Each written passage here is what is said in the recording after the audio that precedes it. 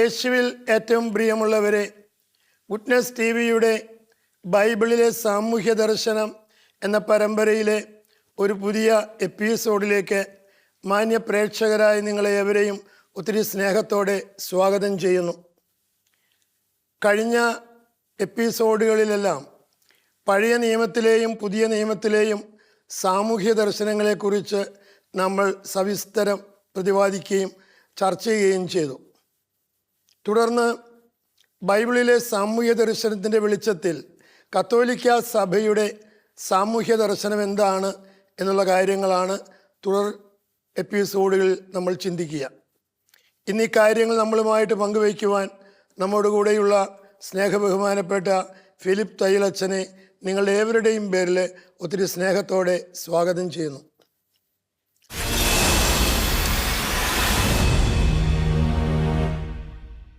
നമുക്കിനി കത്തോലിക്ക സഭയുടെ സാമൂഹ്യ ദർശനം എന്നാണെന്ന് ചിന്തിച്ചാലോ? സഭയുടെ ആരംഭം മുതൽ ഇന്നുവരെയും എല്ലാ കാലഘട്ടങ്ങളിലും എല്ലാ ദേശങ്ങളിലും ബൈബിളിൻ്റെ ചൈതന്യത്തിൽ ബൈബിളിൻ്റെ സാമൂഹ്യ ദർശനം നടപ്പാക്കി വരുന്നു എന്നുള്ളതാണ്. അത് കാലഘട്ടത്തിൻ്റെ ആവശ്യങ്ങൾ മനസ്സിലാക്കിക്കൊണ്ടാണ്. ചില കാലഘട്ടങ്ങളിൽ ചില കാര്യങ്ങൾക്ക് ഊന്നൽ നൽകിക്കൊണ്ട് സഭ പ്രവർത്തിക്കുന്നു. നമ്മൾ ഈ കഴിഞ്ഞ എപ്പിസോഡിൽ യേശുക്രിസ്തുവിൻ്റെ ദരിദ്രർക്ക് വേണ്ടിയിട്ടുള്ള ആ സമീപനം എങ്ങനെയാണ് ആദിമസഭാ സമൂഹത്തിൽ അത് പ്രായോഗിക തലത്തിലേക്ക് കൊണ്ടുവന്നത് എന്ന് കണ്ടു കഴിഞ്ഞു. പ്രത്യേകിച്ച് പങ്കുവയ്പ്പിൻ്റെ ഒരു ജീവിത ശൈലി, ഇല്ലാത്തവരുമായിട്ട് ദരിദ്രരുമായിട്ട് പങ്കുവയ്ക്കുന്ന ഒരു സഭാ സമൂഹം, ദരിദ്രർക്ക് വേണ്ടിയിട്ട് സംഭാവന പിരിക്കുന്ന ഒരു രീതി. പക്ഷെ പിന്നീട് യാക്കോബിൻ്റെ ലേഖനത്തിൽ കാണുന്ന ക്രൈസ്തവ സഭാ സമൂഹങ്ങളിൽ വേണ്ട വിധത്തിൽ ദരിദ്രരോട് പരിഗണന കാണിക്കാത്ത ഒരവസ്ഥ വന്നിരുന്നു എന്നുള്ള കാര്യവും പറയുന്നുണ്ട്. ഒരു അപജയം വന്നിട്ടുണ്ട്. അപ്പോൾ അതിനെ വിമർശിക്കുന്നതായിട്ട് എങ്ങനെ ജീവിക്കണമെന്ന് ഓർമ്മിപ്പിക്കുകയും ചെയ്യുന്നുണ്ട്. പക്ഷെ പിന്നീട് നമ്മൾ ചരിത്രത്തിലേക്ക് നമ്മൾ നോക്കുമ്പോൾ സഭ എക്കാലവും എല്ലാ ദേശങ്ങളിലും ദരിദ്രരോട് പ്രത്യേക പരിഗണന പുലർത്തിയിരുന്നു. പ്രത്യേകിച്ച് സാമ്പത്തിക ദാരിദ്ര്യം അനുഭവിക്കുന്നവർ, സഹായിക്കാനായിട്ട് ആരുമില്ലാത്തവർ, അനാഥർ, വിധവകൾ, അപ്പം ഇവരെ പ്രത്യേകമായ വിധത്തിൽ പരിഗണിച്ചിരുന്നു എന്നുള്ളതാണ്. രക്തസാക്ഷിയായിട്ടുള്ള വിശുദ്ധ ജസ്റ്റിൻ, അദ്ദേഹത്തിൻ്റെ മരണം AD 150 അദ്ദേഹം ക്രൈസ്തവ സഭാ സമൂഹങ്ങളിൽ ദരിദ്രരെയും അനാഥരെയും വിധവകളെയും സംരക്ഷിക്കാൻ വേണ്ടിയിട്ട് ഒരു പൊതു ഫണ്ട് ഉണ്ടായിരുന്നു എന്ന് അദ്ദേഹം രേഖപ്പെടുത്തുന്നുണ്ട്. അതുപോലെ തന്നെ പിന്നീട് 4-ാം നൂറ്റാണ്ടായി കഴിഞ്ഞപ്പോഴത്തേക്കും സംഘടിതമായിട്ടുള്ള ഒരു ജീവകാരുണ്യ പ്രവർത്തനം പല സഭാ സമൂഹങ്ങളിലും ജീവകാരുണ്യ പ്രവർത്തനങ്ങൾ ഉടലെടുത്തു എന്നുള്ളതാണ് 4-ാം നൂറ്റാണ്ടോടുകൂടി. അപ്പം അതിന് ഉദാഹരണമായിട്ട് നമ്മൾ കാണുന്നൊരു കാര്യം, കേസറിയയിലെ വിശുദ്ധ ബേസിൽ ദരിദ്രർക്കും രോഗികൾക്കും ഒക്കെ ആയിട്ട് പ്രത്യേകമായിട്ടുള്ള ഭവനങ്ങൾ രൂപം കൊടുത്തു എന്നുള്ള. അപ്പം ദരിദ്രരായിട്ടുള്ളവരെ, വേറെ ആരും സംരക്ഷിക്കാനില്ലാത്ത ദരിദ്രർ, അവർക്ക് അഭയം കൊടുക്കുകയാണ്. പിന്നെ അവരുടെ കാര്യങ്ങൾ ശ്രദ്ധിക്കുന്നു. അതുപോലെ തന്നെ രോഗികളായിട്ടുള്ള ആളുകൾക്ക് കപ്പദോക്യയിലെ സഭ, അപ്പോൾ ആ സഭയ്ക്കുള്ള അത് പ്രത്യേകിച്ച് നമ്മൾ ഓർക്കണം, ആ കാലഘട്ടം എന്ന് പറയുന്നത് കോൺസ്റ്റന്റൈൻ്റെ മാനസാന്തരത്തിന് ശേഷമുള്ള കാലഘട്ടമാണ്. 4-ാം നൂറ്റാണ്ടിൻ്റെ ആരംഭത്തിലാണ് കോൺസ്റ്റന്റൈൻ്റെ മാനസാന്തരം ഉണ്ടാകുന്നൊരു കാര്യം. അപ്പോൾ കുറച്ചുകൂടി അതുകൊണ്ടാണ് സംഘടിതമായിട്ടുള്ള രൂപം ജീവകാരുണ്യ പ്രവർത്തനത്തിന് കൊടുക്കുന്നത്. ഇപ്പോൾ സഭയ്ക്ക് സ്വാതന്ത്ര്യം കിട്ടി. കിട്ടിയത് കോൺസ്റ്റിറ്റ്യൂഷൻ വഴിയാണല്ലോ. അതെ. അപ്പം കുറച്ചുകൂടി നന്നായിട്ട് പ്രവർത്തിക്കാനായിട്ട് പ്രേക്ഷിത പ്രവർത്തനവും ജീവകാരുണ്യ പ്രവർത്തനവും ഒക്കെ നടത്താനായിട്ടുള്ള ഒരു സാഹചര്യം സംജാതമാകുന്നു. ധനികരായിട്ടുള്ള റോമാക്കാരും റോമാസഭയിലുള്ള ആളുകളും ഒക്കെ സഭയ്ക്ക് സംഭാവന കൊടുക്കാനായിട്ട് തുടങ്ങി. അപ്പോൾ ഈ കപ്പദോക്യയിലെ സഭയിലെ സ്വത്തുക്കൾ അത് പാവപ്പെട്ടവരുടെ സ്വത്തായിട്ട്, അതിനു വേണ്ടിയിട്ട് പാവപ്പെട്ടവർക്ക് വേണ്ടിയുള്ള സ്വത്തായിട്ട്, അവരുടെ പേട്രിമണിയായിട്ട് സ്വത്തിൽ നല്ലൊരു പങ്ക് നീക്കി വയ്ക്കുന്നതായിട്ട് നമ്മൾ കാണുന്നുണ്ട് കപ്പദോക്യയിലെ സഭ.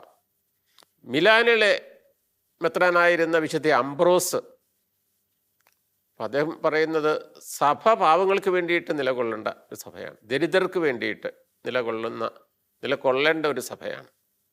ഇവിടെ സഭയുടെ സ്വത്തെന്ന് പറയുന്നത് പാവങ്ങൾ, അതെ, അത് ദരിദ്രർക്ക് വേണ്ടിയിട്ടുള്ള സ്വത്താണ്. ദരിദ്രർക്ക് വേണ്ടി അദ്ദേഹം പറയാണ്, ഇപ്പം ദരിദ്രർക്ക് വേണ്ടിയിട്ട് സഭയ്ക്ക് കൊടുക്കാനായിട്ട് ഒന്നുമില്ലാത്തൊരു സാഹചര്യം വരികയാണെന്നുണ്ടെങ്കിൽ വിശുദ്ധ കുർബാന അർപ്പിക്കാനായിട്ട് ഉപയോഗിക്കുന്ന തിരുപ്പാത്രങ്ങൾ പോലും, സ്വർണ്ണപാത്രങ്ങൾ, അത് വിറ്റ് പാവപ്പെട്ടവരെ സഹായിക്കുക എന്നുള്ളതാണ്. അപ്പം പാവപ്പെട്ടവരോട് അത്രമാത്രം പ്രാധാന്യം പ്രാപിച്ച ഒരു സഭകൾ നമ്മൾ ലോകത്തിൽ പലയിടത്തും കാണുന്നുണ്ട്. 12-13 നൂറ്റാണ്ട് ആയി പ്രാദേശിക സഭകൾ, ഓരോ സഭകളും. കാരണം കർത്താവിൻ്റെ പ്രബോധനം എന്തെന്നുള്ളത് എല്ലാ സഭകൾക്കും അറിയാം. അപ്പം അവിടുത്തെയുള്ള അതിന് സഭാ സമൂഹങ്ങൾക്ക് നേതൃത്വം കൊടുക്കുന്ന ആളുകൾ അത് കൂടുതലായിട്ട് വിശദീകരിക്കുകയും ഇതിൻ്റെ ആവശ്യം പറഞ്ഞ് മനസ്സിലാക്കുകയും ചെയ്യുന്ന ഒരു കാര്യമുണ്ട്. അപ്പം പ്രത്യേകിച്ച് നിത്യരക്ഷ എന്ന് പറയുന്നത് വളരെ പ്രധാനപ്പെട്ട ഒരു കാര്യമാണല്ലോ. ക്രൈസ്തവൻ്റെ നിന്നെ എന്തിനു സൃഷ്ടിച്ചു, തന്നെ അറിഞ്ഞ് സ്നേഹിച്ച് തനിക്ക് ശുശ്രൂഷ ചെയ്ത് അവസാനം നിത്യസൗഭാഗ്യത്തിൽ എത്തിച്ചേരുക. അപ്പം നിത്യസൗഭാഗ്യത്തിൽ എത്തിച്ചേരാനായിട്ടുള്ള ഒരു മാനദണ്ഡമാണ്, ഒരു മാർഗമാണ് ഉപവിപ്രവർത്തനം. ഈ ചെറിയവരിൽ ഒരു ചെയ്തപ്പോഴെല്ലാം നിങ്ങൾ തന്നെ എനിക്ക് തന്നെയാണ്. അതായത് ക്രൈസ്തവ ഐഡൻറ്റിറ്റി എക്സിസ്റ്റൻസിൻ്റെ ഭാഗമായിട്ടുള്ളതാണ് ഈ പാവപ്പെട്ടവരെ സഹായിക്കുക എന്ന് പറയുന്നൊരു കാര്യം എന്നുള്ള കാര്യം. അപ്പോൾ അതെല്ലാ ക്രൈസ്തവർക്കും അറിയാം, എല്ലാ ക്രൈസ്തവർക്കും അറിയാം. അത് ഉദാരമായിട്ട് സംഭാവന ചെയ്യുന്നതിൻ്റെ കാരണവും ഇതുതന്നെയാണ്. അപ്പോൾ ഇതൊരു അവസാനം നമ്മുടെ ഈ പോക്കറ്റിൽ നിന്ന് പോയി കഴിഞ്ഞാലും നമുക്ക് കിട്ടുന്നത്, നമ്മൾ നഷ്ടപ്പെടുത്തുന്നത് മുഴുവനും നിത്യരക്ഷയ്ക്കാണ് കിട്ടുന്നത്. അപ്പോൾ അതൊരു നഷ്ടമല്ല, നഷ്ടപ്പെടുത്തുന്നത് നമ്മൾ കരുതുന്ന പോകുന്നത് പറയുന്നത് അത് നിത്യതയിലേക്ക് നമ്മൾ സ്വരുക്കൂട്ടുകയാണ്. ഓരോ ചെറിയ നന്മ പ്രവൃത്തികളും അതിന് മുതലാക്കുകയാണ്. അപ്പോൾ 12-13 നൂറ്റാണ്ടിൽ കുറച്ചുകൂടെ വിപ്ലവകരമായിട്ടുള്ള മാറ്റം ഉണ്ടായിട്ടുള്ള ഈ പരസ്നേഹ പ്രവർത്തനങ്ങളുടെ കാര്യത്തിൽ, പ്രത്യേകിച്ച് രോഗികൾക്ക് വേണ്ടിയിട്ടുള്ള ഭവനങ്ങൾ, ആശുപത്രികൾ രൂപം കൊടുത്തു എന്നുള്ളതാണ്. രോഗികൾക്ക് വേണ്ടിയിട്ട് അത് പ്രത്യേകിച്ച് സന്യാസ സമൂഹങ്ങളുടെ നേതൃത്വത്തിലാണ്. അവരാണത് അതിൻ്റെ കാര്യങ്ങൾ, അതിൻ്റെ ഫണ്ട് ശേഖരണവും രോഗി ശുശ്രൂഷയും ഒക്കെ നടത്തിക്കൊണ്ട് വന്നിരിക്കുന്നത്. നമ്മൾ പിന്നെ 16-ാം നൂറ്റാണ്ടിലേക്ക്, നമ്മളിത് പൊതുവായിട്ട് പറയുകയാണ് എങ്ങനെയാണ്. 16-ാം നൂറ്റാണ്ടിലേക്കൊക്കെ വരുമ്പോഴത്തേക്കും അവിടെയും ഒരു വലിയൊരു മാറ്റം ഈ ജീവകാരുണ്യ പ്രവർത്തനങ്ങളുടെ പ്രസ്ഥാനങ്ങളിൽ ഒക്കെ ഉണ്ടായിട്ടുള്ളത്. പ്രത്യേകിച്ച് വിൻസെൻ്റ് ഡി പോളിൻ്റെ അദ്ദേഹം സ്ഥാപിച്ച സഭയിലൂടെ, പ്രത്യേകിച്ച് കോൺഗ്രിഗേഷൻ ഓഫ് ദ മിഷൻ, അത് പുരുഷന്മാരുടെ വൈദികരുടെ സഭ, അതുപോലെ തന്നെ ഡോട്ടേഴ്സ് ഓഫ് ചാരിറ്റി സ്ത്രീകളുടെ സഭ, സിസ്റ്റേഴ്സിൻ്റെ സഭയാണ് സന്യാസ സഭ. അപ്പോൾ ഈ രണ്ട് സഭകളിലൂടെയുള്ള പ്രവർത്തനം അത് പാവപ്പെട്ടവർക്കുണ്ട്. അദ്ദേഹത്തിൻ്റെ ജീവിത കാലഘട്ടത്തിൽ തന്നെ, അദ്ദേഹത്തിൻ്റെ കാലഘട്ടം എന്ന് പറയുന്നത് 1580-1660 കാലഘട്ടത്തിലാണ്. അപ്പം 660-ലാണ് അദ്ദേഹം മരിക്കുന്നത്. അപ്പോൾ ഈ കാലഘട്ടത്തിൽ തന്നെ 10,000-കണക്കിന് ഉപേക്ഷിക്കപ്പെട്ട ശിശുക്കൾ, അതുപോലെ അവഗണിക്കപ്പെട്ട ഉപേക്ഷിക്കപ്പെട്ട മാതാപിതാക്കന്മാർ, ദരിദ്രരായിട്ടുള്ള വ്യക്തികൾ, വിധവകൾ, അപ്പോൾ ഇവരെയൊക്കെ സംരക്ഷിക്കുന്ന ഭവനങ്ങൾ നിരവധിയായിട്ട് ഫ്രാൻസിലുണ്ടായിരുന്നുള്ളൊരു കാര്യമാണ്. അപ്പോൾ ഇതുപോലെ തന്നെ സ്ത്രീകളുടെ ഇടയിൽ പ്രവർത്തിക്കാൻ വേണ്ടിയിട്ട് ഡോട്ടേഴ്സ് ഓഫ് ചാരിറ്റി എന്ന് പറയുന്ന സന്യാസിനി സമൂഹം രൂപം കൊടുത്തു തന്നെ ഈ സ്ത്രീകളുടെ ഇടയിൽ അവരുടെ ഉന്നമനത്തിനായിട്ട് പ്രവർത്തിക്കാൻ വേണ്ടിയിട്ടാണ്. അപ്പോൾ അതുവരെയും ഈ സ്ത്രീകളുടെ സഭകൾ ഒരിക്കലും പുറത്തിറങ്ങി ആവൃത്തിക്കുള്ളിൽ ഇരുന്ന് ജീവിക്കുക എന്നുള്ളതാണ്. പുറത്തിറങ്ങി ഒരു പ്രാർത്ഥനയും ത്യാഗപ്രവൃത്തികളും മാത്രമേ അതെ. അപ്പം പരസ്നേഹ പ്രവർത്തനങ്ങളിൽ പുറത്തിറങ്ങി ശുശ്രൂഷ ചെയ്യുന്ന ഒരു സന്യാസ സമൂഹം ഉണ്ടായിരുന്നില്ല. മാർപ്പാപ്പായുടെ പ്രത്യേക അനുവാദത്തോടു കൂടിയാണ് അദ്ദേഹം ആ സഭയ്ക്ക് രൂപം കൊടുക്കുകയും ഇവരുടെ ഇടയിൽ, പ്രത്യേകിച്ച് സ്ത്രീകളുടെ ഇടയിൽ, രോഗികളായിട്ടുള്ളവരുടെ ഇടയിൽ ഒക്കെ പ്രവർത്തിക്കുകയൊക്കെ ചെയ്തിരുന്നൊരു കാര്യമാണ്. അതുകൊണ്ടാണ് അദ്ദേഹത്തെ പരസ്നേഹ പ്രവർത്തനങ്ങളുടെ സ്വർഗീയ മധ്യസ്ഥനായിട്ട് തന്നെ സഭ കണക്കാക്കുന്ന ഒരു കാര്യമാണ്. അതുപോലെ തന്നെയാണല്ലോ വിൻസെന്റ് പോൾ സഖ്യം ഇന്ന് ഇത്രയും വിപുലമായ ലോകം മുഴുവനും. അത് നോക്കുക, ലോകം മുഴുവനും ലക്ഷക്കണക്കിന് ആളുകൾ അതിൻ്റെ അകത്ത് പങ്കാളിയാണ്. അതെ. അപ്പോൾ ഇത് ലക്ഷക്കണക്കിന് ആളുകൾ ആണ് ഇതിൽ പ്രവർത്തിച്ചുകൊണ്ടിരിക്കുന്നത്.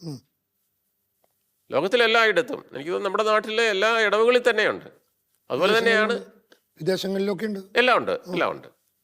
അപ്പോൾ അവർ സംഭാവനകൾ അംഗങ്ങളുടെ ഇടയിൽ തന്നെ ഒരു സംഭാവനയാണ്. പുറത്തു പോകുന്നതിനേക്കാളും കൂടുതലായിട്ട് അംഗങ്ങളുടെ ഇടയിൽ തന്നെ സംഭാവന കൊടുത്തിട്ട് ആണ്, മറ്റാരും അറിയാതെ വീടുകൾ തോറും കയറിയാണെന്ന് പിടിയേരി വാങ്ങിക്കുന്ന പരിപാടിയുണ്ട്. അപ്പം ഇങ്ങനെ ഉള്ള ഒരു ആരംഭകാലത്തിൽ എന്നൊക്കെ പറയുന്നത് ആളുകൾ ചിലപ്പം വിചാരിക്കും എന്തുകൊണ്ടാണ് സഭയുടെ ആരംഭത്തിൽ വിദ്യാഭ്യാസം കൊടുക്കാത്തതെന്നൊക്കെ ചോദിക്കുമ്പോൾ, അപ്പോൾ അവിടെ വിദ്യാഭ്യാസമല്ല, അതിനേക്കാളും കൂടുതലായിട്ട് ആദ്യ നൂറ്റാണ്ടിൽ അക്കാഡമിക്കായിട്ടുള്ള ഒരു ഇത് കൊടുക്കുന്നതിനേക്കാളും കൂടുതലായിട്ട് മനുഷ്യൻ്റെ വിശപ്പ് മാറ്റുക. ഉണ്ണാനും ഉടുക്കാനും ഇല്ലാത്ത ആളുകൾക്ക് സംബന്ധിച്ചിടത്തോളം ഭക്ഷണവും വസ്ത്രവും നൽകുക, പാർപ്പിടമില്ലാത്തവർക്ക് പാർപ്പിടം നൽകുക. അപ്പോൾ ഇതായിരുന്നു ഏറ്റവും വലിയ കൺസേൺ, പ്രയോറിറ്റി എന്ന് പറയുന്ന ഒരു കാര്യം. ചിലരെങ്കിലും ഈ മദർ തെരേസായുടെ പ്രവർത്തനങ്ങളെയൊക്കെ വിമർശിച്ചുകൊണ്ട് ചിലപ്പോഴെങ്കിലും പറയുന്നൊരു കാര്യമുണ്ട്. മദർ തെരേസ ഈ അന്നേരം എന്നുള്ള ആളുകൾക്ക്, അതായത് ഭാവി മുന്നിൽ കണ്ടുകൊണ്ടൊന്നും അല്ല സംഭാവന ഈ എന്തെങ്കിലുമൊക്കെ സഹായിക്കുന്നത്. അവർക്ക് വിശക്കുന്ന ആളുകൾക്ക് ഭക്ഷണം കൊടുക്കുന്നു. അതുകൊണ്ടൊന്നും ഒരു മനുഷ്യൻ്റെ ജീവിതത്തെ ഒന്നും അങ്ങനെ വളരെ മുന്നോട്ട് കൊണ്ടുപോകാനായിട്ട് സാധിക്കില്ല. തൽക്കാല ആശ്വാസം എന്ന് പറയുന്നത് വാസ്തവത്തിൽ അത് വലിയൊരു കാര്യമല്ലേ. ജീവൻ നിലനിർത്തണം, ജീവൻ പരിപോഷിപ്പിക്കണം എന്നുള്ളത്. അത് കഴിഞ്ഞിട്ടാണല്ലോ ബാക്കി ഉള്ളൊരു കാര്യം. ഇപ്പം ഇങ്ങനെ ഈ വിശപ്പും ദാഹവും സഹിച്ച് ഇങ്ങനെ ആരും സഹായിക്കാനല്ലാതെ എഴുന്നേറ്റ് നടക്കാനായിട്ട് പറ്റാത്ത അങ്ങനെ ഒരു കിടക്കുന്ന ഒരു മനുഷ്യൻ്റെ അടുത്തൊരു തൂമ്പ കൊടുത്തിട്ട് നീ പറമ്പിൽ പോയി കളിക്കാനായിട്ട് പറയലല്ലോ വേണ്ടത്. അപ്പോൾ അവനെ അതാണ് ഓരോ സാഹചര്യത്തിൽ ഓരോ കാലഘട്ടത്തിൻ്റെ ആവശ്യവും എല്ലാം പരിഗണിച്ചുകൊണ്ടാണ് നമ്മൾ ചെയ്യുന്നത്. അപ്പോൾ പിന്നീട് വലിയൊരു മാറ്റം എന്ന് പറയുന്നത്, അപ്പോൾ ഈ കാലയളവിൽ ഈ പറഞ്ഞ 16-ാം നൂറ്റാണ്ട് ആ കാലഘട്ടത്തിലൊക്കെ വിദ്യാഭ്യാസ മേഖലയിലൊക്കെ പ്രവർത്തനം ആരംഭിച്ചു. അത് വേറൊരു കാര്യമാണ്, നമുക്ക് പിന്നീട് അതേക്കുറിച്ച് ചർച്ച ചെയ്യാം. പക്ഷെ പിന്നീട് നമ്മൾ കാണുന്നത് ലയോ 13 മാർപ്പാപ്പായുടെ വളരെ പ്രധാനപ്പെട്ട ഒരു ചാക്രിക ലേഖനം ലോകത്തെ മുഴുവനും വരുത്തിയിട്ടുള്ള ഒരു, പ്രത്യേകിച്ച് സാമൂഹ്യ രംഗത്ത് വരുത്തിയിട്ടുള്ള വലിയ ഒരു മാറ്റമുണ്ട്. റേരും നൊവാരും എന്ന് പറയുന്ന ചാക്രിക ലേഖനമാണ് 1891 ഉള്ളതാണ്. അപ്പോൾ ഈ ചാക്രിക ലേഖനം ഇൻഡസ്ട്രിയൽ റവല്യൂഷൻ, വ്യവസായ വിപ്ലവത്തിൻ്റെ പരിണിതഫലമായിട്ട് തൊഴിലാളികളായിട്ടുള്ള മനുഷ്യർ അവരനുഭവിക്കുന്ന പ്രയാസങ്ങൾ, അപ്പോൾ അത് മുമ്പിൽ കണ്ടുകൊണ്ട് ആണ് അത് പ്രധാനമായിട്ട് എഴുതിയിരിക്കുന്നത്. നമ്മൾ ചാക്രിക ലേഖനങ്ങളെക്കുറിച്ച്, സാമൂഹ്യ ദർശനമുള്ള ചാക്രിക ലേഖനങ്ങളെക്കുറിച്ച് പറയുമ്പോൾ അതേക്കുറിച്ച് കൂടുതലായിട്ട് നമുക്ക് പറയാമെന്നാണ് എനിക്ക് തോന്നുന്നത്. അപ്പോൾ ഈ ചാക്രിക ലേഖനം ഇറങ്ങിയതിന് ശേഷം സഭയുടെ സാമൂഹ്യ ദർശനത്തിൽ ഒരു കാതലായിട്ടുള്ള ഒരു മാറ്റത്തിന് തുടക്കം കുറിക്കുകയാണ്. പ്രത്യേകിച്ച് കുറച്ചുകൂടി സംഘടിതമായിട്ടുള്ള രൂപത്തിൽ ആഗോള സഭയിൽ തന്നെ ഈ ഉപവിപ്രവർത്തനം എന്ന് പറഞ്ഞാൽ താൽക്കാലികമായിട്ടുള്ള എന്തെങ്കിലും ഒരു ആശ്വാസം കൊടുക്കുന്നതിലുപരിയായിട്ട് കുറച്ചുകൂടെ ഒരു ശാശ്വതമായിട്ടുള്ള ഒരു ബുദ്ധിമുട്ടിൻ്റെ ഒരു പരിഹാരം കൊടുക്കാൻ വേണ്ടിയിട്ടുള്ള ഈ ഒരുപാട് സംഘടനകൾ ഒക്കെ രൂപം കൊടുക്കുക, ഒരു ഓർഗനൈസ്ഡ് ആയിട്ടുള്ള, അതും ആഗോള തലത്തിൽ ഉണ്ടായിട്ടുണ്ട്. മറ്റത് ഓരോ സഭ ഓരോ മേഖലകളിലായിരുന്നു. അതെ, അല്ലെങ്കിൽ പ്രാദേശിക സഭകൾ. അപ്പോൾ അതിന് നല്ലൊരു ഉദാഹരണം നമുക്ക് പറയാനായിട്ട് സാധിക്കുന്നത് ഈ കാരിത്താസ് എന്ന് പറയുന്ന വലിയ ഒരു സംഘടനയാണ്. അത് 1897 രൂപം കൊണ്ട ഒരു സംഘടനയാണ്. 1891 ഈ ചാക്രിക ലേഖനം ഇറങ്ങുന്നത്. അപ്പോൾ 1897 ഈ രൂപം കൊണ്ട ഒരു സംഘടനയാണ്. കാരിത്താസ് എന്ന വാക്കിന്റെ അർത്ഥം തന്നെ ചാരിറ്റിയാണ്. കാരിത്താസ് എന്ന് പറയുന്ന വാക്കിനർത്ഥം ചാരിറ്റിയാണ്. അപ്പോൾ ആ ഒരു സംഘടന, കത്തോലിക്ക സംഘടന, ആ സംഘടന ഇന്നും ലോകത്തിൽ എല്ലായിടത്തും എത്രയോ വർഷങ്ങളായി വളരെ സജീവമായിട്ട് പ്രവർത്തിക്കുകയും കോടിക്കണക്കിന് മനുഷ്യർ അതിൻ്റെ ഫലം, അവരുടെ പ്രവർത്തനത്തിൻ്റെ ഫലം അനുഭവിക്കുകയും ചെയ്തിട്ടുണ്ടെന്നുള്ളതാണ്. അപ്പം ഇന്നത് 200-ൽ പരം രാജ്യങ്ങളിൽ ഈ സംഘടനയുടെ പ്രവർത്തനങ്ങൾ വ്യാപിച്ചു കിടപ്പുണ്ട്. 200-ൽ പരം, അതായത് 160-ലധികം ഈ ഉപവിസംഘടനകളെ, ലോകത്തിലുള്ള സംഘടനകളെ അത് ഏകോപിപ്പിച്ച് നടത്തുന്ന ഒരു പ്രവർത്തനമാണ്. അവരെന്താണ് ചെയ്യുന്നത് വെച്ച് കഴിഞ്ഞാൽ, അവർ ദാരിദ്ര്യ നിർമ്മാർജ്ജനം, ആരോഗ്യം, വിദ്യാഭ്യാസം, സ്ത്രീകളുടെയും കുട്ടികളുടെയും ഉന്നമനം എന്നീ മേഖലകളിലാണ് പ്രത്യേകമായിട്ട് അവർ പ്രവർത്തിക്കുന്നതെന്ന് പറയുന്നൊരു കാര്യം. ഇപ്പോൾ ഈ സംഘടനകൾ അപ്പം അവരുടെ വിശപ്പ് മാറ്റുക മാത്രമല്ല, ദരിദ്രരുടെ വിശപ്പ് മാറ്റുക, അവർക്ക് പാർപ്പിടം കൊടുക്കുക എന്ന് മാത്രമല്ല, അവരുടെ ബുദ്ധിമുട്ടുകൾ, ഇപ്പം വിദ്യാഭ്യാസം കൊടുക്കുക, വിദ്യാഭ്യാസ മേഖലയിലുള്ള പ്രവർത്തനം, ആരോഗ്യ മേഖലയിലുള്ള പ്രവർത്തനം എന്നുള്ളതാണ്. അതുപോലെ തന്നെ ഇവരുടെ സജീവ സാന്നിധ്യം പല ലോകത്തിലെ പലയിടത്തും ചില സംഭവങ്ങളൊക്കെ ഉണ്ടാകുമ്പോൾ, പ്രത്യേകിച്ച് പകർച്ചവ്യാധി ഉണ്ടാകുമ്പോൾ, യുദ്ധക്കെടുതി ആളുകൾ അനുഭവിക്കുമ്പോൾ, അതുപോലെ തന്നെ ഈ പ്രകൃതി ദുരന്തങ്ങൾ, അപ്പോൾ ഇങ്ങനെയുള്ള പ്രകൃതിക്ഷോഭം, അപ്പോൾ ഇങ്ങനെയുള്ള കാര്യങ്ങൾ ലോകത്തിൽ സംഭവിക്കുമ്പോൾ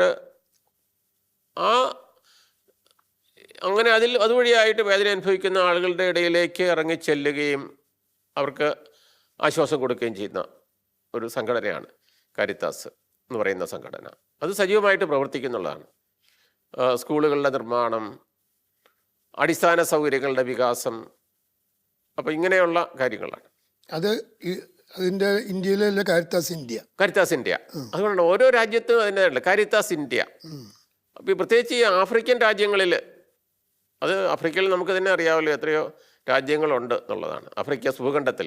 ആഫ്രിക്കൻ രാജ്യങ്ങളിലൊക്കെ എല്ലായിടത്തും വളരെ സജീവമായിട്ട് ഉണ്ടാകുന്ന ഒരു ഇതാണ്. ദൗർലഭ്യം അനുഭവിക്കുന്ന സ്ഥലങ്ങളിലാണെങ്കിൽ അതൊക്കെ അടിസ്ഥാന സൗകര്യങ്ങളാണ്. ശുദ്ധജല വിതരണത്തിനുള്ള സൗകര്യം ഉണ്ടാക്കി കൊടുക്കുക എന്നുള്ളൊരു കാര്യമാണ്. അതുപോലെ തന്നെ വേറൊരു സംഘടനയാണ് പിന്നീട് രൂപം കൊണ്ട ഒരു CRS എന്ന് പറയുന്ന Catholic relief society. Catholic relief society എന്ന് പറയുന്ന അതായത് അമേരിക്കൻ സംഘടനയാണ് കാത്തലിക് റിലീഫ് സൊസൈറ്റി. അപ്പോൾ ആ സംഘടന കൊടുക്കുന്ന അത് പ്രത്യേകിച്ച് അടിസ്ഥാന സൗകര്യങ്ങളുടെ വികാസമാണ് അവർ നോക്കുന്നൊരു കാര്യം. അടിസ്ഥാന സൗകര്യങ്ങളെ വികസിപ്പിക്കുക എന്നുള്ളതാണ്. ഇപ്പോൾ ഉദാഹരണമായിട്ട് അത് പ്രധാനമായിട്ട് ഉൾപ്രദേശങ്ങളിലാണ്, ഗ്രാമപ്രദേശങ്ങളിലാണ്. അപ്പോൾ അവിടെ വഴിയില്ല, കുട്ടികളുടെ വിദ്യാഭ്യാസം നടത്താനായിട്ടുള്ള സൗകര്യങ്ങളൊന്നുമില്ല, വരൾച്ചയൊക്കെ ഉള്ള സ്ഥലങ്ങളിലൊക്കെ ആണെന്നുണ്ടെങ്കിൽ കുടിവെള്ളമില്ല. അപ്പം ഇങ്ങനെ ഇല്ലാത്ത, അതുപോലെ തന്നെ ഡിസ്പെൻസറികളില്ല, അത്യാവശ്യമായിട്ടുള്ള ഒരു രോഗം വരുമ്പോഴത്തേക്കും പോകാനായിട്ടുള്ള ഇതൊന്നുമില്ല. അപ്പം ഇങ്ങനെയുള്ള ഈ സ്ഥലങ്ങളിൽ അവിടെയുള്ള സ്ഥലത്തിൽ അടിസ്ഥാന സൗകര്യങ്ങൾ ആളുകൾക്ക് ജീവിക്കാനായിട്ടുള്ള ഒരുക്കി കൊടുക്കുക എന്നുള്ളതാണ് ഈ CRS-ൻ്റെ. അതുപോലെ തന്നെ കൃഷി ചെയ്യാനായിട്ട്, ശാസ്ത്രീയമായിട്ട് കൃഷി ചെയ്യാനായിട്ട് അവരെ പരിശീലിപ്പിക്കുക. അപ്പം കൃഷിക്ക് വേണ്ടിയിട്ടുള്ള ആയുധങ്ങൾ കൊടുക്കുക, വിത്ത് കൊടുക്കുക, ഇങ്ങനെയുള്ളൊരു കാര്യമാണ്. വളം കൊടുക്കുക ഇങ്ങനെയായിട്ടുള്ളൊരു കാര്യമാണ്. അപ്പോൾ നമ്മുടെ നാട്ടിലത് CRS വളരെ ഭംഗിയായിട്ട് പ്രവർത്തിച്ചുകൊണ്ടിരുന്നതാണ്. ഇപ്പോഴത്തെ കാര്യം എനിക്കറിയില്ല, പ്രത്യേകിച്ച് ഈ മിഷൻ പ്രദേശങ്ങളിൽ എന്ന് പറയുന്നത്. അപ്പോൾ അവർ ഇൻട്രൊഡ്യൂസ് ചെയ്തിട്ടുള്ള ഒരു പദ്ധതിയുണ്ട്, ഫുഡ് ഫോർ വർക്ക് എന്ന് പറയുന്നത്. അപ്പോൾ അതായത് ഈ ആളുകളെ, ഓരോ പ്രദേശത്തുമുള്ള ഈ മനുഷ്യരെ, അവികസിതമായിട്ടുള്ള ആ ഗ്രാമങ്ങളിലുള്ള മനുഷ്യരെ ഒരുമിച്ച് കൂട്ടി ആ പ്രദേശത്തിൻ്റെ വികാസത്തിന് വേണ്ടിയിട്ട്, വളർച്ചയ്ക്ക് വേണ്ടിയിട്ട് അവർ തന്നെ പ്രയത്നിക്കുക. എന്നുള്ളതാണ്. അവർ തന്നെ പ്രയത്നിക്കുക. അപ്പോൾ വഴിവെട്ടുക, റോഡ് വെട്ടിക്കഴിയുമ്പോഴത്തേക്കും അവർക്ക് കൂലിയായിട്ട് കൊടുക്കുന്നത് പണമല്ല, ഭക്ഷണം. അവരുടെ ഭക്ഷണമല്ല, അവരുടെ കുടുംബത്തിന് വേണ്ട ഭക്ഷണമാണ് കൊടുക്കുന്ന ഒരു കാര്യമാണ്. അപ്പോൾ അവരുടെ കുടുംബത്തിന് വേണ്ടി ഒരാഴ്ചത്തേക്ക് വേണ്ടിയിട്ടുള്ളത് അങ്ങ് കൊടുക്കുകയാണ്. അപ്പോൾ എന്തുകൊണ്ടാണ് പണം കൊടുക്കാത്തത്? പണം കൊടുക്കാത്തതെന്ന് വെച്ച് കഴിഞ്ഞാൽ നമുക്കറിയാമല്ലോ, പാവപ്പെട്ടവരുടെ ഇടയിൽ ഉള്ള ഒരു തിന്മയെന്നൊക്കെ പറയുന്നത്, പ്രത്യേകിച്ച് പുരുഷന്മാരെ സംബന്ധിച്ചിടത്തോളം വൈകുന്നേരം ആകുമ്പോഴത്തേക്കും എവിടെയെങ്കിലുമൊക്കെ പോയി ഇച്ചിരി മദ്യമൊക്കെ കഴിച്ച് അപ്പോൾ അതങ്ങ് ചിലവാക്കുന്ന ഒരു രീതിയുണ്ട്. വീട്ടിലെത്തിയല്ല പൈസ, അപ്പോൾ അത് കൊടുക്കില്ല. അപ്പോൾ അതിന് പകരമായിട്ട് അവർ കൊടുക്കുന്നത് ആ കുടുംബത്തിന് മുഴുവനും അത് കിട്ടണം. ഈ ജോലി ചെയ്യുന്നവരുടെ അപ്പോൾ രണ്ട് കാര്യമാണ്. ഇപ്പോൾ ഉദാഹരണമായിട്ട് റോഡ് നിർമ്മാണമാണെന്നുണ്ടെങ്കിൽ അവരുടെ വീട്ടിലേക്ക് പോകാനായിട്ടുള്ള റോഡ് നിർമ്മിക്കുന്നു, അടിസ്ഥാന സൗകര്യങ്ങളുടെ വികാസം. അതോടൊപ്പം തന്നെ ഒരു കുടുംബത്തിന് സന്തോഷം ഉണ്ടാകത്തക്ക വിധത്തിൽ അവർക്ക് ഭക്ഷണവും ലഭിക്കുകയാണ് വേണ്ടത്. നല്ല ഒരു പദ്ധതിയാണ്. അതാണ് ഫുഡ് ഫോർ വർക്ക്. അത് ടൺ കണക്കിന് ഫുഡ് ഐറ്റംസ് അമേരിക്കയിൽ നിന്ന് കയറ്റി ഇങ്ങനെയുള്ള രാജ്യങ്ങളിലേക്ക് കൊണ്ടുപോകാൻ എന്നുള്ളതാണ്. കപ്പൽ ഇതാണ്. നമ്മുടെ നാട്ടിലേക്ക് പോലും ഒരു കാലത്ത് വന്നിട്ടുണ്ട്. കപ്പലിലാണ് ഇത് വരുന്നത് എന്നുള്ളത്. അത് വെച്ചായിരിക്കും ഇപ്പോൾ ആളുകളൊക്കെ ഇങ്ങനെ, അതായത് എന്താണ് എണ്ണയും പാൽപ്പൊടിയൊക്കെ കൊടുത്ത് ആളുടെ മതം മാറ്റുന്നതൊക്കെ പറഞ്ഞു. അപ്പോൾ അത് നമ്മൾ അതിൻ്റെ ഒരു പശ്ചാത്തലം നമ്മൾ മനസ്സിലാക്കേണ്ട ഒരു കാര്യമാണ്. അവർ കൊടുത്തുകൊണ്ടിരുന്നത് അമേരിക്കൻ ഗോതമ്പ്, അമേരിക്കയിൽ നിന്ന് വരുന്ന പാൽപ്പൊടി, പിന്നെ എണ്ണ, ഇതാണ് കൊടുത്തുകൊണ്ടിരിക്കുന്നത് ഈ ഫുഡ് ഫോർ വർക്കിനായിട്ട് കൊടുക്കുന്ന അവരുടെ വീട്ടിൽ. അപ്പോൾ അങ്ങനെ ഭക്ഷണം അവർക്ക് നമുക്ക് കിട്ടുക. അതുകൊണ്ട് ആ ഒരു ചരിത്രപരമായിട്ടുള്ള സംഭവം കണ്ടുകൊണ്ടാണ് ഈ ക്രൈസ്തവ സഭാ സമൂഹത്തിലെ ആളുകളെ ഇങ്ങനെ കൂട്ടാനായിട്ട് ഇവരിങ്ങനെ വിതരണം ചെയ്തിരുന്നു എന്ന് പറയുന്നൊരു കാര്യം, മതം മാറ്റാനായിട്ട്. വാസ്തവത്തിൽ എത്ര അടിസ്ഥാനരഹിതവും ബാലിശവുമായിട്ടുള്ള, ചരിത്രമറിയാത്ത ബാലിശമായിട്ടുള്ള ഒരു ആരോപണമാണെന്ന് ഓർക്കുക എന്നുള്ള കാര്യത്തെക്കുറിച്ച്. ഇത് പണ്ട് ഈ ഹിറ്റ്ലർ യഹൂദന്മാർക്കെതിരെ പ്രയോഗിച്ച ആരോപണങ്ങൾക്കൊക്കെ തുല്യമായിട്ടുള്ള ഒരു ആരോപണമാണ്. ഇല്ലാത്ത കാര്യങ്ങൾ പറഞ്ഞ് ഒരു അകൽച്ച, മറ്റു സമൂഹങ്ങളോടൊരു അകൽച്ച ഉണ്ടാകത്തക്ക വിധത്തിൽ ചരിത്രം വളച്ചൊടിച്ച് പറയുക എന്നുള്ളൊരു കാര്യമാണ്. അപ്പോൾ ഇത് മാത്രമല്ല, അന്നത്തെ കാലത്ത് ഇപ്പം ഈ വടക്കേ ഇന്ത്യയിലൊക്കെ ഇതുപോലെ പ്രവർത്തനങ്ങൾ, CRS വളരെ ആക്റ്റീവായിട്ട് പ്രവർത്തിച്ചിരുന്ന ഒരു കാലഘട്ടമുണ്ട്. അത് ഈ കാത്തലിക് റിലീഫ് സൊസൈറ്റി, അത് രൂപതകൾ വഴിയാണ്, ഈ ഒരു ഏജൻസിയായിട്ട് രൂപതകളെയാണ് നിശ്ചയിച്ചിരുന്ന ഒരു കാര്യമാണ്. അപ്പോൾ ഇങ്ങനെയുള്ള ഈ ഒരുപാട് സംഘടനകൾ, അത് നമ്മളിത് പറയുമ്പോൾ കത്തോലിക്ക സംഘടനകളെക്കുറിച്ച് മാത്രം പറഞ്ഞാൽ മാത്രം പോരാ. ഇപ്പം കത്തോലിക്കരല്ലാത്ത മറ്റ് അകത്തോലിക്ക സഭാസമൂഹങ്ങളും മറ്റ് ക്രൈസ്തവ സഭാസമൂഹങ്ങളും ഒക്കെ ഒരുപാട് ഈ രംഗത്ത് വലിയ സാമൂഹ്യ ദർശനത്തോടു കൂടി പ്രവർത്തിച്ചിട്ടുള്ളതാണ്. ഒരുപാട് സംഘടനകളുണ്ട്. അതിൽ ഏറ്റവും പ്രധാനപ്പെട്ട ഒരു സംഘടന എന്ന് പറയുന്നത്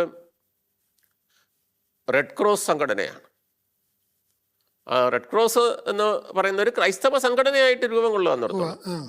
ഇപ്പോൾ അതിനൊരു മതേതര സ്വഭാവം ഉണ്ടെന്നുള്ളത് ശരിയാണ്, മതേതര സ്വഭാവം ഉള്ളതാണ്. നമ്മൾ ആ റെഡ് ക്രോസ് എന്ന് പറയുന്നത് ഒരു എന്താണ്, വെള്ള പശ്ചാത്തലത്തിൽ ഒരു ചുവന്ന കുരിശാണ് അതിൻ്റെ ഒരു പ്രതീകം, ഒരു സിമ്പിളായിട്ടുള്ളത്. തുടക്കത്തിൽ അതായിരുന്നു അല്ലേ? ഇപ്പോഴും അങ്ങനെയാണ്. ഇപ്പോഴും അങ്ങനെയാണ്. പക്ഷെ അത് തുടങ്ങിയത് ക്രിസ്ത്യാനികളാണ്. ഒരു സ്വിസ് പ്രൊട്ടസ്റ്റന്റ് ആണ്, ഒരു ചെറുപ്പക്കാരൻ. അദ്ദേഹം വളരെ സമ്പന്നനായിട്ടുള്ളൊരു ചെറുപ്പക്കാരൻ, ഒരു ബാങ്കറൊക്കെ ആയിരുന്നു. അപ്പോൾ അദ്ദേഹത്തിൻ്റെ പേര് ഹെൻറി ഡുനാൻഡ് എന്ന് പറയുന്ന ഒരു സ്വിസ് പ്രൊട്ടസ്റ്റന്റ് ആണ്, കാൽവനിസ്റ്റാണ്. അപ്പോൾ അദ്ദേഹമാണ് ഇത് തുടങ്ങിയത്. തുടങ്ങി ഒരുപാട്, അത് പിന്നെ വളർന്ന് വലുതായിട്ട് ഏറ്റവും കൂടുതൽ സന്നദ്ധ പ്രവർത്തകരുള്ള ലോകത്തിലെ ഈ നോൺ ഗവൺമെൻറ് NGO ആണ് ഈ റെഡ് ക്രോസ്. അവരാണല്ലോ അധികവും ഈ യുദ്ധ സ്ഥലങ്ങളിലൊക്കെ നടന്നു ചെല്ലുന്നത്. അതെ, അവരാണ് പോകുന്ന ഒരു കാര്യത്തെക്കുറിച്ച്. അപ്പോൾ ജനീവ കൺവെൻഷനിലുള്ള അതുമായിട്ട് ബന്ധപ്പെട്ട നിയമങ്ങളുമായിട്ടൊക്കെ ബന്ധപ്പെട്ട് അത് ഇവരുടെയും കൂടെ ഒരു സ്വാധീനം ഉണ്ട്, ആ സംഘടനകളുടെ സ്വാധീനമുണ്ട്. യുദ്ധ തടവുകാരെക്കുറിച്ചും ഒക്കെയുള്ള ചില നിയമങ്ങളൊക്കെ കൊണ്ടുവന്നിട്ടുണ്ടല്ലോ. അപ്പോൾ ഇവരുടെ അഭിപ്രായം കൂടെയൊക്കെ കണക്കിലെടുത്തുകൊണ്ടാണ്. അപ്പം ഞാൻ പറഞ്ഞു വരിക, ഇത് കത്തോലിക്ക സഭയിൽ ഒരുപാട് സംഘടനകൾ തുടങ്ങി. മിസിയോയ്, മിസരിയോർ എന്നൊക്കെ പറയുന്ന സംഘടനകൾ കത്തോലിക്ക സമൂഹത്തിൽപ്പെട്ടതാണ്. അതുപോലെ തന്നെ ഈ അകത്തോലിക്ക മറ്റ് ക്രൈസ്തവ സഭാ വിഭാഗങ്ങളും ഇതുപോലെ വലിയ സംഘടിതമായിട്ട് തന്നെയുള്ള ഒരു സാമൂഹ്യ പ്രവർത്തന മേഖലയിലേക്ക്, വിശാലമായിട്ടുള്ളൊരു മേഖലയിലേക്ക് അവരും കടന്നു ചെന്നു എന്നുള്ള ഒരു കാര്യമാണ്. യേശുവിൽ പ്രിയമുള്ളവരെ, ഈ എപ്പിസോഡ് നമ്മളിവിടെ അവസാനിപ്പിക്കുകയാണ്.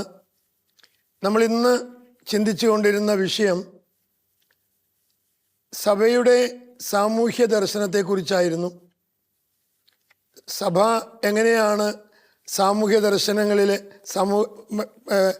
പാവപ്പെട്ടവരുടെയും അധസ്ഥിതരുടെയും ഒക്കെ കാര്യങ്ങളിൽ ഇടപെടുന്നതെന്ന് ചിന്തിക്കുകയായിരുന്നു. നമ്മളത് തീർന്നില്ല. തുടർന്നുള്ള എപ്പിസോഡുകളിൽ നമ്മൾ ആ ചിന്തകൾ തുടരുകയാണ്. ഇക്കാര്യങ്ങൾ ഇന്ന് നമ്മളുമായിട്ട് പങ്കുവെച്ച സ്നേഹബഹുമാനപ്പെട്ട ഫിലിപ്പ് തയ്യലച്ഛന് നിങ്ങളുടെ ഏവരുടെയും പേരിൽ ഒത്തിരി സ്നേഹത്തോടെ നന്ദി പറയുന്നു. നിങ്ങളുടെ വിലയേറിയ അഭിപ്രായങ്ങളും നിർദ്ദേശങ്ങളും നിങ്ങളുടെ സംശയങ്ങളും ഞങ്ങൾക്ക് എഴുതുക. കത്തുകൾ അയക്കേണ്ട വിലാസം: ദ പ്രൊഡ്യൂസർ, ബൈബിളിലെ സാമൂഹ്യ ദർശനം, goodness TV, divine vision complex, Muringoor PO, Chalakudy 680309. മറ്റൊരു എപ്പിസോഡിൽ നമ്മൾ വീണ്ടും കണ്ടുമുട്ടാമെന്ന പ്രതീക്ഷയോടെ നന്ദി, നമസ്കാരം.